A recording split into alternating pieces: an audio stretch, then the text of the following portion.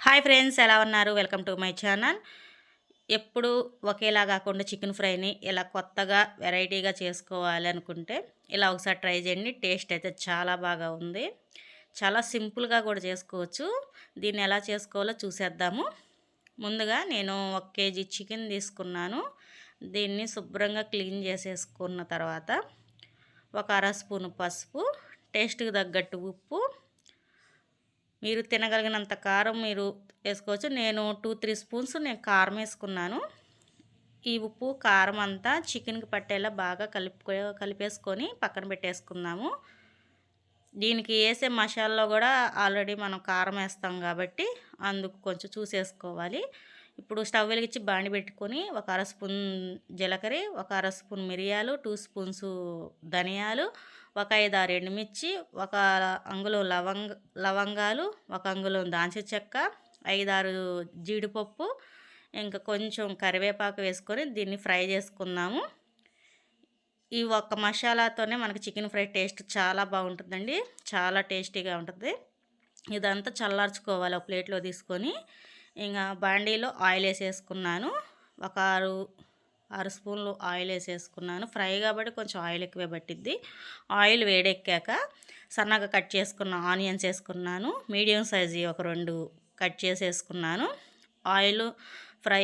Onions fry అయిన తర్వాత ఒక స్పూను అల్లం వెల్లుల్లి పేస్ట్ వేసుకుంటున్నా, పెద్ద స్పూనే. కొంచెం పచ్చివాసన పోయిన తర్వాత ఒక టమాటా వేసుకుంటున్నాను.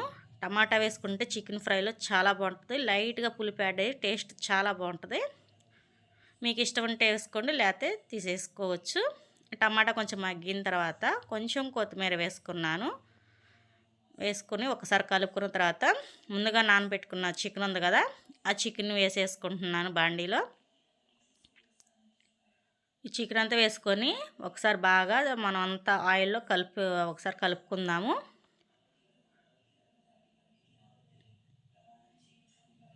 మనకి చికెన్లో వచ్చే వాటర్కే మనకి చికెన్ అంతా బాగా ఉడికిద్దండి. ఎగస్ట్రా మనం వాటర్ ఏమి వేసే పని లేదు. ఇదిగోండి, చూసారా వాటర్ ఎలా వచ్చిందో. ఈ చికెన్ ఉడికేలోపు మసాలా పట్టేసుకుందాం. మనం ముందుగా వేయించుకున్నాం కదా, ఇలా మసాలా పెట్టి పక్కన పెట్టుకుందాము.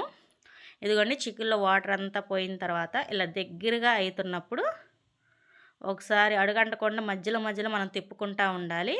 చూసారా వాటర్ అంతా పోయిన తర్వాత ఒక 4 పచ్చిమిర్చి ఇలా కట్ చేసేసుకున్నాను. ముందుగా మసాలా పట్టుకున్నాం కదా, ఆ మసాలా పొడి కూడా వేసుకోవాలి. అది మొత్తం ఇదంతా మనకి చికెన్కి పట్టేలాగా బాగా కలుపుకోవాలి. లాస్ట్లో కొత్తిమీర వేసుకొని దించేసుకోవటమే.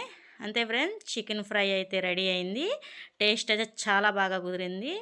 మీరు ఒకసారి ట్రై చేసి నాకు కామెంట్ చేయండి. నచ్చితే కనుక లైక్ చేయండి, షేర్ చేయండి, సబ్స్క్రైబ్ చేసుకోండి ఫ్రెండ్స్. ఇంకొక మంచి వీడియోలో మళ్ళీ కలుద్దాం. Bye friends.